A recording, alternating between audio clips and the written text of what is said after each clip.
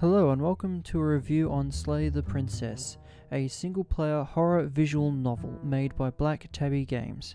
The premise of this game is pretty simple, but who best to tell it other than the narrator of the game itself? You're on a path in the woods, and at the end of that path is a cabin. And in the basement of that cabin is a princess. You're here to slay her. If you don't, it will be the end of the world. So with that, the first character you meet is the narrator, the one describing and explaining what is happening, and also the one that wants us to slay the princess. Also, soon after, you meet another voice, the voice of the hero. He is one of the first voices that will follow you on your journey to slay the princess, and depending on your choices, you may be accompanied by other voices, such as the voice of the broken, the cheated, cold, contrarian, hunted, opportunist, paranoid, skeptic, smitten, and stubborn. Each of these voices have unique views which affect the outcome of this story based on your choices, whether that be to slay the princess or not to slay the princess. Can't forget the other main character, the princess, whose actions, attitude, and even appearance can change depending on the choices that you make. So here we are. What an awkward start to a relationship. After all, you owe me. You remain pinned to the floor of the long hallway as the rest of the princess's body emerges.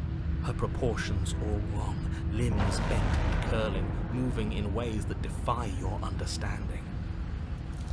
Her torso stretches until her face is practically touching yours, her neck cracking audibly as she twists to look at you from afresh. And you brought your little knife, too. Yes! I'm going to have fun breaking you into little pieces. I can finally see you, and you can finally see me.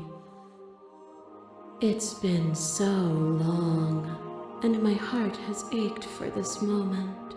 I've missed you dearly. And now on to the good and the bad parts about this game. On the good side, there is many choices to be had, which makes every playthrough feel slightly different, and you would have to play through it multiple times to be able to see all the different pathways. And this leads into all the different pathways being fully voiced and having unique scenes all drawn by hand with a pencil. With that being said, the game is not perfect and can get pretty slow at times, whether listening to dialogue you've already heard before, or some of the dialogue being pretty lengthy. And on top of that, some of the dialogue can feel misplaced or out of order depending on what you click and when. With that being all said, the game can be quite scary and unnerving at times, giving you that sense of feeling that something isn't quite right, something's wrong. And that's what makes this game truly shine, that it is unique.